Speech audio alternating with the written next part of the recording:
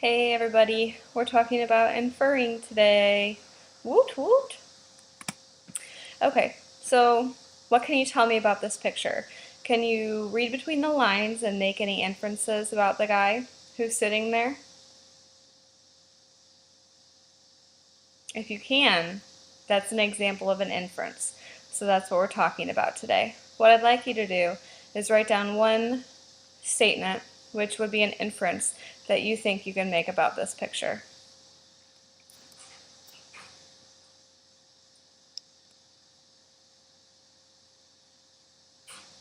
Okay, so I'm going to tell you one inference that I could make. Hopefully you already have yours written down. I'm going to infer that this picture is old based upon the way that the sides are torn and the white border looks a little bit dirty, and also based upon what the guy is wearing and the fact that it's a black and white picture. I can infer that this picture is old. So what does it mean to infer? Inferring is not restating something that the author has already told you. That doesn't require hardly any thinking. It is combining details from the text with information from your head to make an educated guess about characters, emotions, actions, places, objects, etc. Here's an example. The situation is, you need to borrow $50 from your mom. As you are waiting for her, you suddenly hear a car squeal into the driveway and a car door slam. She walks into the house, kicks the door shut, and throws her stuff on the floor, all while grumbling profanities.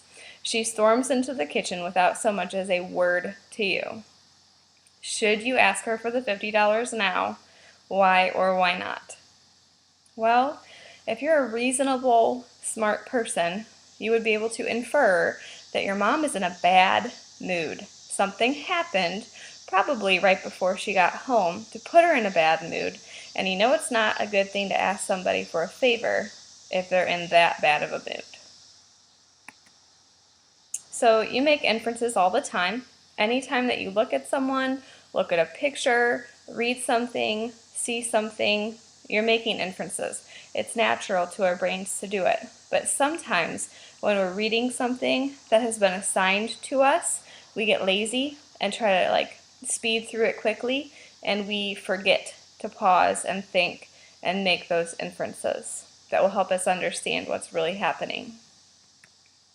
So why is inferring important? Well, it helps you to draw conclusions, to make and revise predictions, to make connections, to answer questions, to stay focused. It helps you with evaluating, it helps you with analyzing, it helps you with every reading strategy, and it also helps you to remember what you have read. That is the main reason for any reading strategy. We want you not only to understand it, but also to remember it after you read it. Okay, here's another situation. As I walked down the road toward Sleepy Hollow, the sky began to darken. I was nearly a mile from town when I noticed a figure walking in the opposite direction.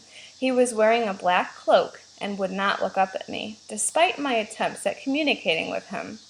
So, what are some clues? How does this make me feel? What made me feel that way? When you're answering those questions, you are making some inferences. So, clues are in red here. Sleepy Hollow, kind of a spooky name.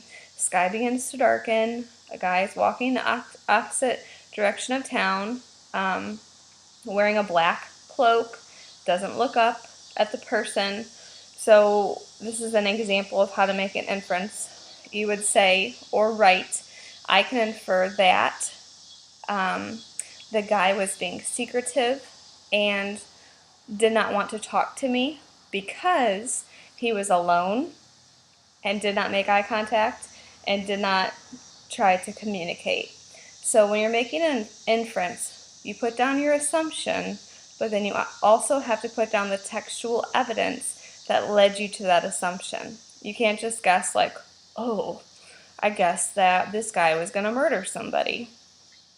A guess is not the same as an inference. There has to be textual evidence that leads you to a certain assumption. Okay, here's another example, and the last example that we're going to talk about for notes purposes. I've never seen this movie, but I'm looking at the cover of the movie, which you would see on the box, and I can infer that this movie is about a girl who does not have fun at prom night because prom night is written in red and the girl appears to be screaming. Big clue that she's not having fun. Since dark colors are used for the promotion, the line reads, "A night to die for." And she is wearing a crown. I believe this is a scary movie in which someone tries to kill the prom queen on prom night. Okay, so I have no idea whether or not that's accurate, but based upon the clues on the front of the movie cover, that's a solid inference that we could make. Okay, that's all we're talking about with inferring today. However, tomorrow when you come into class, we are going to dig into it a little bit deeper and go through some more examples. So that's it for now. TTYL.